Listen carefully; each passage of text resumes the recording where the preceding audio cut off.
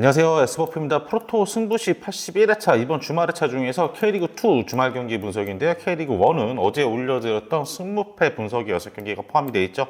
선두권의 혼잡도가 아직도 여전히 복잡한 K리그2입니다. 무더위와 이 장마 속 이걸 이겨낼 팀들이 어딜지 살펴보도록 하겠습니다.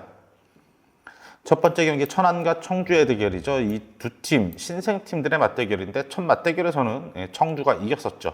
홈팀 천안은 지난 라운드 서울 이랜드와 0대0 무승부를 거두면서 시즌 세 번째 무승부, 승점을 세 번째로 얻어냈습니다. 여름 이적 시장을 통해서 굉장히 공격적으로 선수들을 영입을 했죠. 윤용호 중심의 이 공격 전개는 확실히 매끄러워지긴 했습니다. 이 새롭게 영입한 파울리뉴 선수 공간을 향한 움직임이나 측면에서 돌파 괜찮아 보이는데 아직은 정상적인 몸 상태가 아닌 것 같습니다. 조금 더 몸이 올라와야 될 것 같아요. 이 수비적으로 내려선 서울 이랜드의 수비벽을 쉽사리 뚫어내지 못했죠. 공격적으로 좀 운영을 하긴 했습니다, 천안이. 그리고 이날 굉장히 인상적이었던 거는 천안이 이 수비에서 항상 문제점이 많았었는데 이 사이드백들 자원들을 공격적으로 올리지 않고 굉장히 수비적으로 안정적으로 운영을 했으니까 사실상 3백이 아닌 5백을 경기 내내 거의 그 상태를 유지를 했는데 이게 수비적으로 꽤나 정교하게 운영이 되면서 서울 이랜드의 공세를 잘 막아냈습니다. 확실히 안정감을 보여줬던 천안의 지난 주말 경기였죠. 수비 안정화를 위한 선택이 먹혀 들어갔습니다. 측면 수비 보강을 하면서 이 안정감이 생겼죠. 원정팀 청주는 예상 외로 지난 주말 라운드에서 안양을 상대로 2대1 역전승을 거뒀습니다. 근데 전체적으로 경기 내용은 안양한테 이제 밀리면서 좀 물러나는 경기를 했죠. 상대 크로스 측면에서 많이 수비가 무너지면서 크로스를 많이 허용을 했고 박스 안에서도 위기가 많았습니다. 그리고 상대의 그 긴 롱패스 한 방에 삼선에서부터 최전방을 향한 침투에 이 선제 실점을 내주면서 끌려가기도 했죠. 그래도 이스로인 상황에서 조르지의 헤딩 그리고 다시 피터가 박스 안에서 헤딩골로 연결하면서 최근 안양이 갖고 있던 약점 제공권 싸움에서 우세한 모습을 보이며 쫓아갔습니다. 그리고 피터는 적극적인 헤딩 가담을 통해서 두 번째 골에도 모두 관여를 하면서 팀의 역전승을 이끌어냈죠. 이 골대 안양이 골대를 두 번이나 맞추는 좀 행운이 따랐고 이 박대한 골키퍼의 엄청난 슈퍼 세이브로 버텨낸 승리였죠. 수비적으로 운영하긴 했지만 이 정교함은 조금 더 필요해 보였던 청주였습니다. 두 팀은 지난 12라운드 맞대결에서 청주가 우세한 경기를 펼치면서 2대1로 승리를 거뒀었죠. 천안이 수비적인 운영이 먹히긴 했는데 상대가 이랜드도 그날 컨디션이 별로 좋지는 않았습니다. 이 청주가 이번 경기 피터가 지난 경기에서 활약했던 피터가 경고 누적으로 결정을 하지만 이 장혁진이라는 노련한 공격형 미드필더가 있습니다. 이 조르지의 높이를 천안 수비 라인이 과연 버텨낼 수 있을지 그래서 저희가 봤을 때는 이번 경기 천안의 패 그렇다고 해서 많은 골 차이가 나지는 않을 것 같습니다. 핸디부 오버 2대1 정도 이번에도 역시 2대1 정도의 스코어가 나오지 않을까 그렇게 추천을 드립니다. 다음 경기는 김포와 김천의 경기인데 김포 굉장히 흔들리고 있죠. 김포는 지난 라운드 성남 원정에서도 0대0으로 비기면서 6경기, 리그에서 6경기 무승입니다. FA컵까지 포함하면 7경기가 되겠죠. 수비적으로 내려선 성남 상대로 이 김포의 공격이 짜임새를 보여주지 못하면서 뚫어내질 못했죠. 몸을 부딪히는 이러한 김포 특유의 거친 수비가 살아나면서 상대를 수비적으로 굉장히 잘 괴롭혔습니다. 수비적으로 몰리다가 간격이 벌어지면서 중거리 슈팅을 내준 이 부분은 성남이 조금만 더 슈팅이 정교했다. 물론 성남이 골대 맞히는 중거리 슈팅으로 하나 나오긴 했는데 성남이 조금만 더 정교한 중거리 슈팅을 시도했다면 아무래도 실점 위기가 될 수 있었습니다. 수비적으로 내려섰어도 이 미드필더들이 이선 선수들이 내려와서 수비 가담을 해주던가 수비 간격을 좀 좁혀줘야 될 필요성이 있었습니다. 루이스 이외에는 공격의 정교함이 많이 떨어졌습니다. 이게 굉장히 김포에게 아쉬운 부분이죠.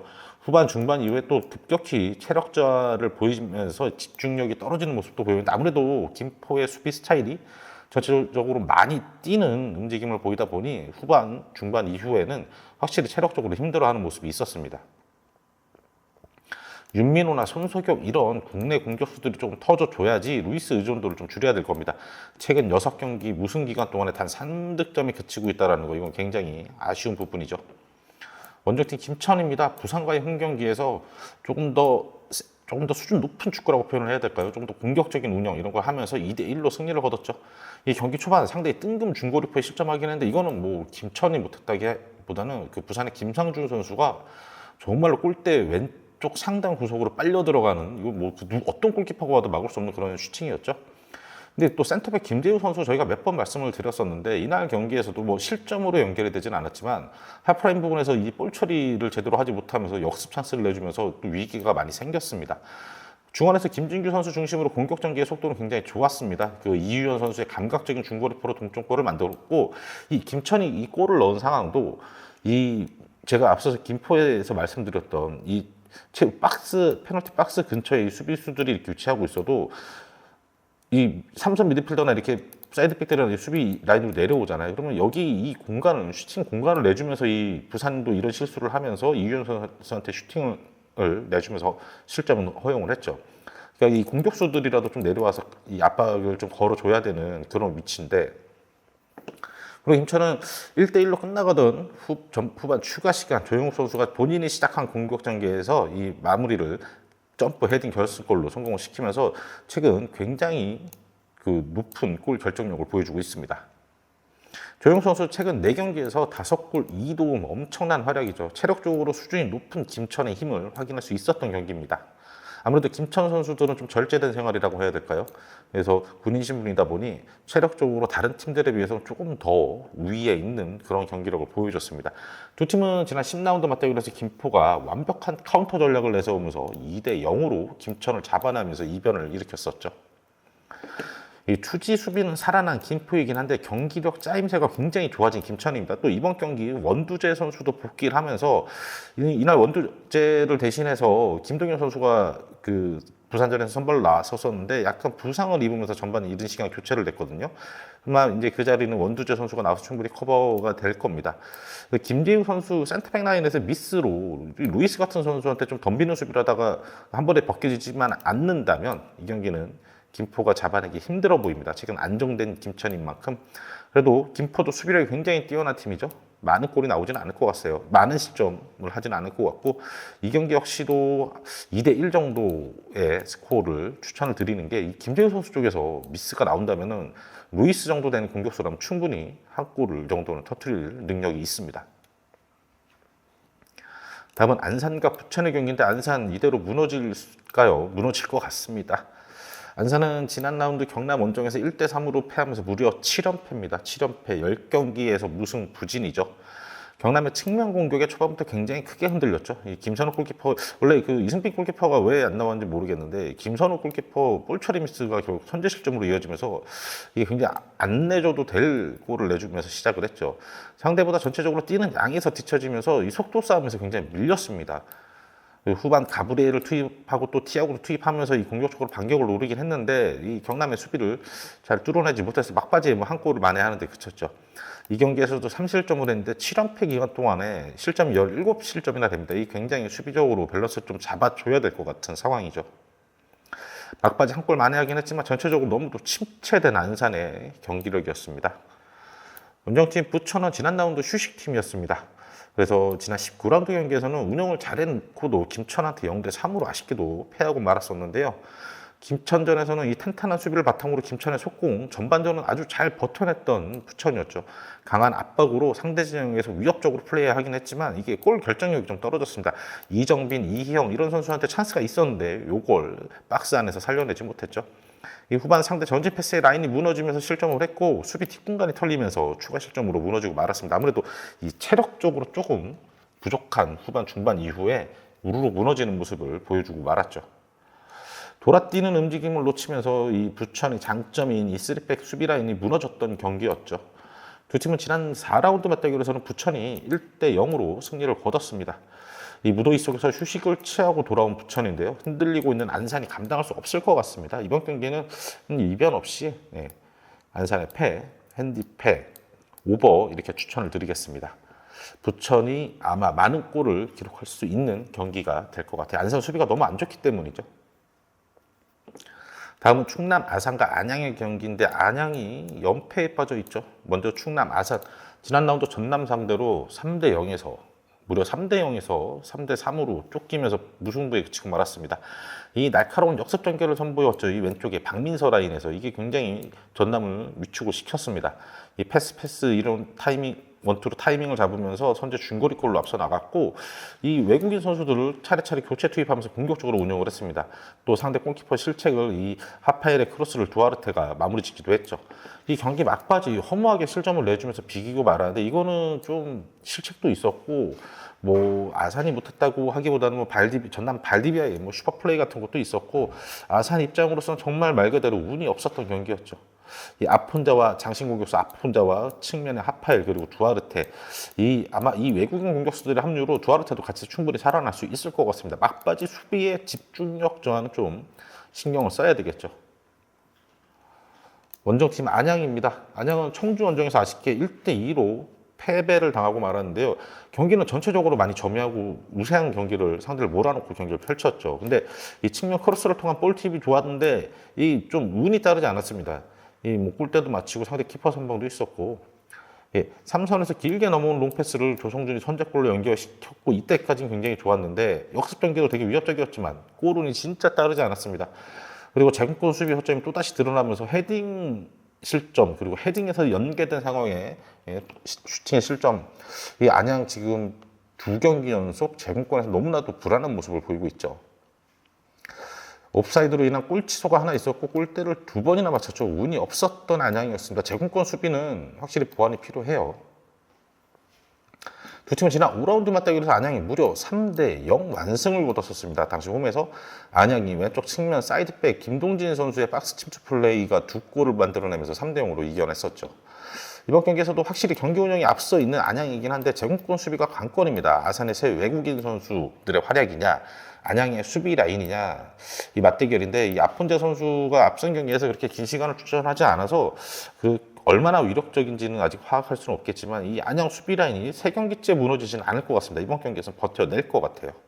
그래서 아산의 패, 핸디, 무, 오버 이렇게 추천을 드리겠습니다.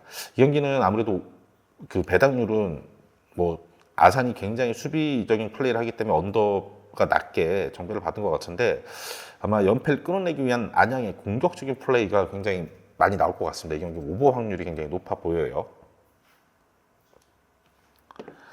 다음 경기는 부산과 성남의 경기인데요. 주춤 한번 한 부산이죠. 그리고 부진한 성남입니다. 먼저 홈팀 부산.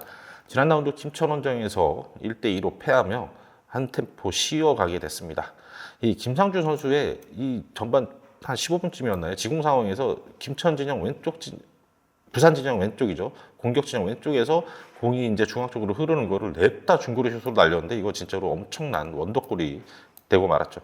이 최건주 선수가 강한 압박으로 상대 수비수들을 굉장히 많이 괴롭혔습니다. 김천 중원부터 수비적으로 압박을 잘 버텨냈습니다.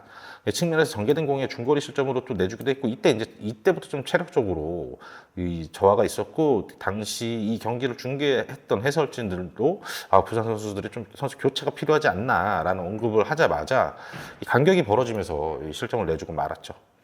후반 중반 이후 체력적으로 많이 밀렸습니다. 그리고 결국 결승 후반 추가 시간 결승골을 내주면서 패배하고 말았죠. 후반 중반 이후에 체력 저하, 요거 부산이 조금 짚고 넘어가야 될 문제였습니다. 교체 타이밍이 중요해진 부산입니다. 원정팀 성남입니다. 김포 상대로 홈에서 0대0으로 비기며 리그 6경기 무승 부진인데, 더군다나 3경기 연속 무득점입니다. 경기 초반 이종호 선수가 선발 공격수로 나왔었는데 경기 초반 한 10몇 분 만에 햄스트링이 올라오면서 교체 아웃됐죠. 이거 성남에게 진짜 악재입니다. 공격 전개 속도가 전체적으로 너무 느렸고, 이 공격을 성남이 빠르게 속공한답시고 나갔는데 이미 상대가 수비 자리를 다 잡아놓은 상황이었죠. 이 권순영 선수의 이 중거리포 한 방이 골대 맞힌 거 말고는 위협적인 찬스도 없었습니다. 상대 역습을 대비하면서 너무나 수비적으로는 잘 대처를 했지만, 이렇게 안정적으로 운영을 하다 보니 공격적으로 넘어가는 속도도 늦고 세밀함도 떨어지는 그런 경기력이었죠. 데니슨과 크리스, 이 외인들 침묵이 좀 길어지고 있는데, 이 6경기에서 단 2득점, 굉장히 심각한 성남의 골 결정력이죠. 두 팀은 지난 9라운드 맞대결에서 부산이 3대1 완승을 거뒀던 맞대결 전적이 있습니다. 두 팀 모두 후반 중반 이후 체력 저하를 보여줬었는데, 전체적인 안정감이 앞서 있는 부산이죠. 이 김찬과 최곤주만 터져주면은 큰 걱정 없이 부산이 잡아낼 경기겠죠. 부산의 승, 핸디, 무, 언더. 이 경기는 언더 확률이 굉장히 높아 보입니다. 이렇게 추천을 드리겠습니다.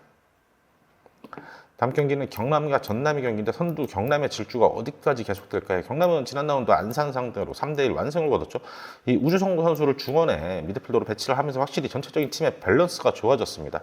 왼쪽 측면에서 원기종의 스피드를 앞세운 상대 압박 플레이가 굉장히 잘 먹혀들었죠. 상대 키퍼의 뻘처리 미스를 모재현이 잘라내면서 오른쪽 측면에서 크로스 올리고 이 글레이슨이 선제골로 가볍게 연결을 했죠. 우주성에 또 톡 찍어주는 절묘한 크로스를 글레이슨이 또 다이빙 헤딩골까지 연결을 했습니다. 이 세트피스 상에서 원준기종의 골까지 완벽한 공격력을 보여줬던 경남이죠. 안산이 약하긴 했지만 경남이 강하기도 했던 그런 경기력이었습니다. 원정팀 전남은 아산 원정에서 0대3으로 뒤지고 있던 경기를 3대3까지 쫓아가는 저력을 보여줬습니다. 이 경기 초반 상대 빠른 공격 전개에 좀 전남 수비란이 휘청거렸습니다. 선제 실점 후에 공세를 펼치긴 했는데 아산이 원체적으로 좀 내려서면은 굉장히 수비를 잘하는 팀이었죠. 그러니까 쉽사리 뚫어내질 못했습니다. 보나 또 골키퍼 볼처리미스로 추가 실점까지 하면서 이건 완벽한 그냥 실책이었죠. 전남은 이 골키퍼를 부산에서 새롭게 영입해온 선수인데 지금 2경기 연속 실책이 나온 상황이에요. 상대 침투를 놓치면 3번째 실점까지 내주면서 그냥 그대로 무너지는 건가 싶었었는데 후반 막바지 이 전방을 향한 이 롱볼 전개를 시도를 하면서 극적인 무승부를 일궈냈고 이 발디비아의 슈퍼플레이가 있었기에 전남이 무승부를 가져올 수가 있었죠. 경기 내용 흐름은 좋았지만 이 뒤늦게 터진 골들이 문제였습니다. 그리고 골키퍼 포지션에서 이 실책을 좀 이게 정말 골키퍼 포지션에서 실책이 나오면 뭐 이걸 어떻게 막아낼 수가 없으니까요. 전남 입장에서는 고민이 많을 것 같습니다. 두 팀은 지난 2라운드 맞대결에서 전반 이른 시간 아스나이가 퇴장을 당하면서 이 경남이 수적 우위를 가지고 무려 5득점 경기를 했습니다. 5득점 경기. 공격력이 완벽한 경남이죠. 발디비아를 앞세운 전남의 중원도 굉장히 공격적으로 좋습니다. 치열한 공격 싸움이 기대되기도 하는데 이 측면 수비에서 이 전남이 버텨주느냐가 관건일 겁니다. 근데 아무래도 전남이 좀 라인을 내려서 이 수비적으로 운영을 하려고 할 거예요. 원정 경기만큼 또 경남이 원체 공격력이 좋은 팀 상황인 거를 알고 있기 때문에 뭐 이렇게 전남이 덤비는 축구를 하지는 않을 것 같습니다. 이걸 이 측면에서 어떻게 경남이 파괴하느냐가 관건이 되겠죠. 이 경기 경남의 승, 핸디부, 오버 이렇게 추천을 드립니다. 아마 2대1 정도가 가장 확률이 높고 경남이 2골 이상은 충분히 성공을 시킬 수 있는 그런 경기가 될 것 같습니다. 마지막으로 투표 추천드립니다. 이 김포와 김천의 경기는 그냥 김포의 패 이렇게 가장 확실할 것 같고요. 안산과 부천의 경기도 안산의 패 이렇게 확실할 것 같습니다. 경남과 전남의 경기도 경남 승 가거나 아니면 오버가 좀 확률이 높아 보입니다. 이거 추천을 드리겠습니다. 프로토 승부시 81회차 영상은 여기서 마치도록 하겠고요. 저희는 다음 주 또 다른 분석 영상으로 찾아뵙도록 하겠습니다.